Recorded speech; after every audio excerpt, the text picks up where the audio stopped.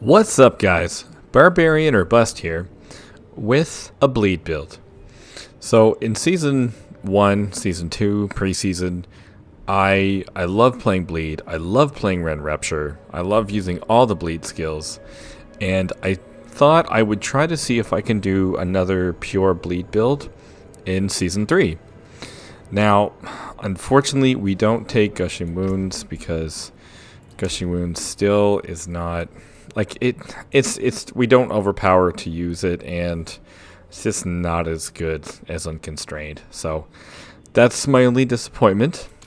But otherwise, this is a really fun build. So we start off with the Helmet of Might, and just make sure you hit Flay every 5 seconds. And you definitely want cooldown, max life. You don't need total armor, and you could use anything else there. It doesn't need to be life for regeneration. You can put strength, all stat, doesn't matter. Second, in our chest, we have the Juggernaut plate. Love this one. Juggernaut's amazing. And I'm using the same pieces from my charge Rend build, so you don't want brawling damage. We don't use brawling skills. This is a non-brawling build. It's strictly like a bleed build. So for here, you would take out the brawling skill damage, and you would want either another resistance, another damage reduction. And then we have the Relentless Berserker gloves. Now, these gloves are almost perfect. Strength, that's awesome. High attack speed, perfect. Lots of physical damage over time, perfect.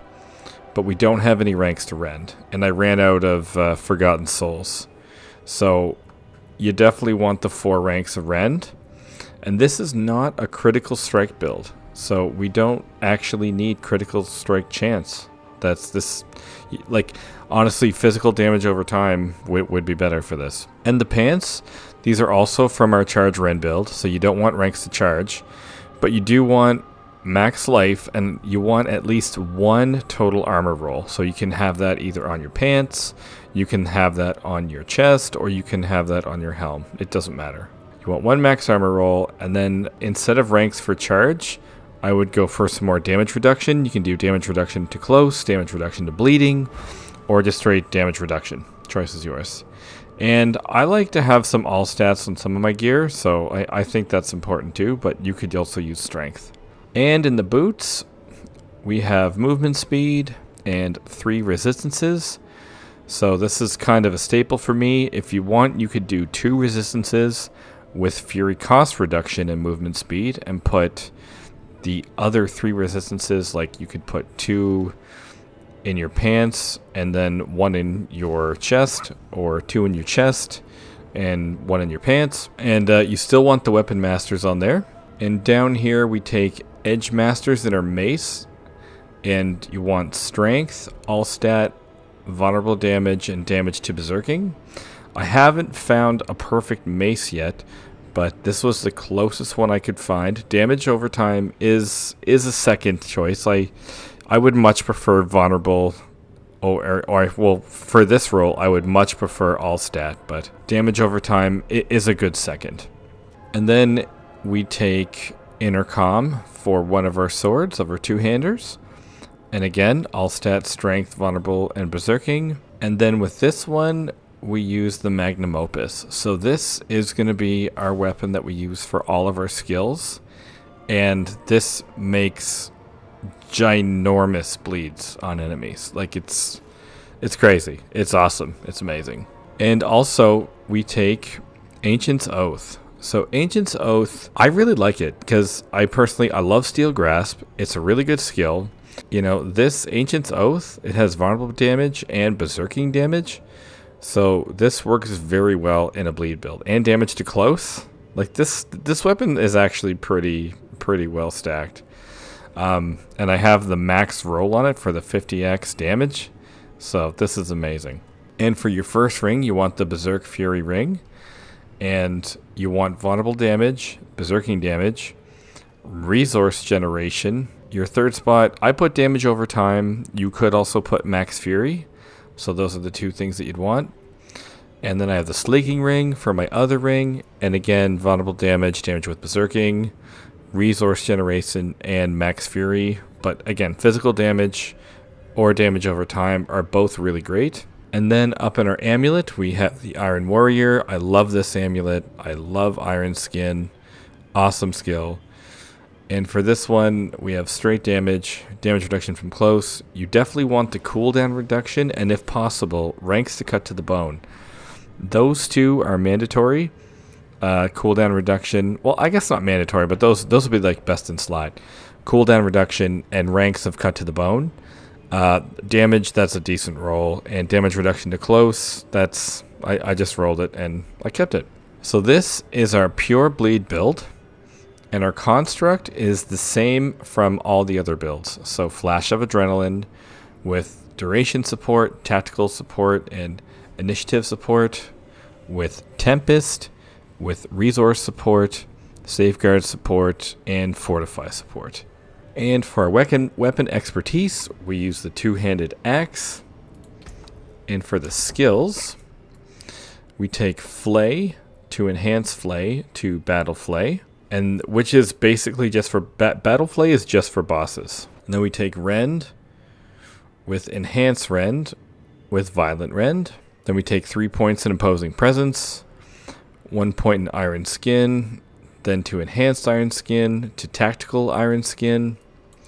And I always use Swiftness. I love Swiftness. I try to put it in all of my builds. We take Aggressive Resistance, 3 points in that, 3 points in Prolific Fury, and 3 points in Pit Fighter.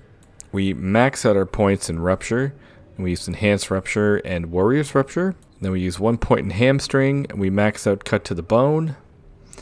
And then we use Steel Grasp with Enhanced Steel Grasp, which makes all enemies vulnerable for 3 seconds that it touches, and Fighter Steel Grasp, which gives us Berserking for 2 seconds. So our main source of Berserking is Steel Grasp, and with Ancient's Oath, this is a very, very good combo. Then we do Thick Skin and Counteroffensive, 3 points in that. And because we're only using one-handed weapons, we don't take heavy-handed, we don't take brute force, we don't take wallop, we take nothing.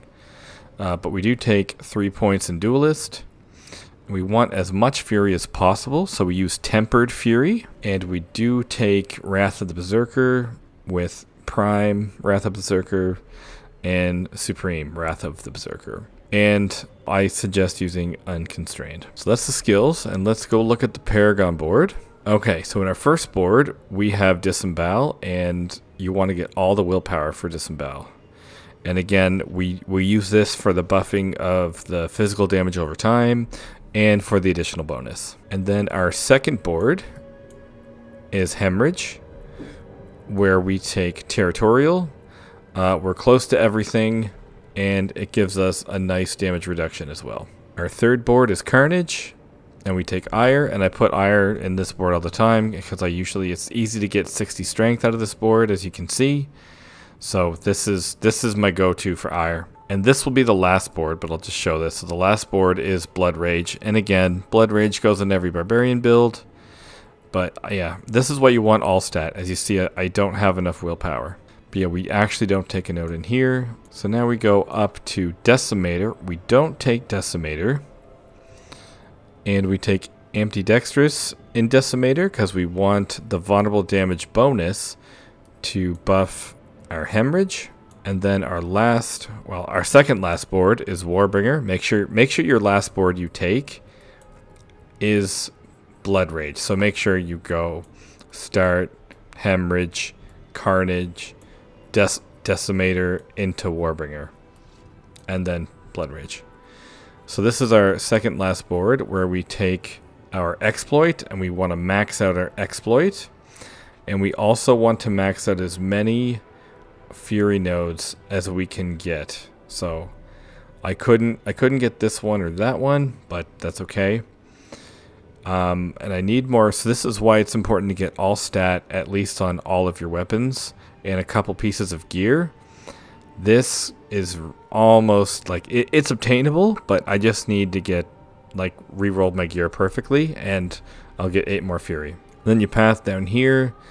I took these nodes, so if you really want, you could take out like that node, and then put that in and that in, and then maybe take that out to get that as well. That's a possibility. And this is how we take hemorrhage. So this is the bleed build.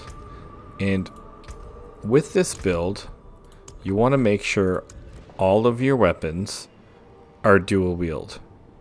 Absolutely all of them.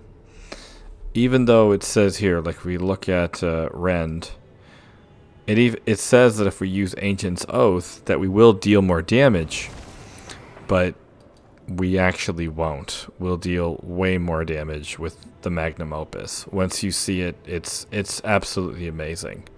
So make sure all your weapons are on the Magnum Opus. It's crazy how much bleed this thing does. And so the cool thing about it is that if we look at our stats here, so we have 168 Fury, and that turns out to be like a almost, I think it's like a 35 to almost 40%. Yeah, 35% damage increase at like max Fury. So when you get that and you rend it's a crazy bleed. Crazy bleed. Anyway, so this is my straight bleed, no brawling skill for Season 3. I suggest give this a try if you have these two uniques lying around and you want to try something different other than the charge meta. This is still very powerful. It is slower than charge because charge is a really good skill, movement skill, does a lot of damage. But this is a fun, different way to play. And again, I love bleed, and I'm going to show it off in action. I'm going to show actually a nightmare dungeon so you can see how it works up against the boss. But when I use it, I'm going to use these gloves because I need the ranks to rend instead of those ones. Alright, and I will give you guys a gameplay video shortly. Anyway, thanks for watching, and I'll see you in the gameplay video.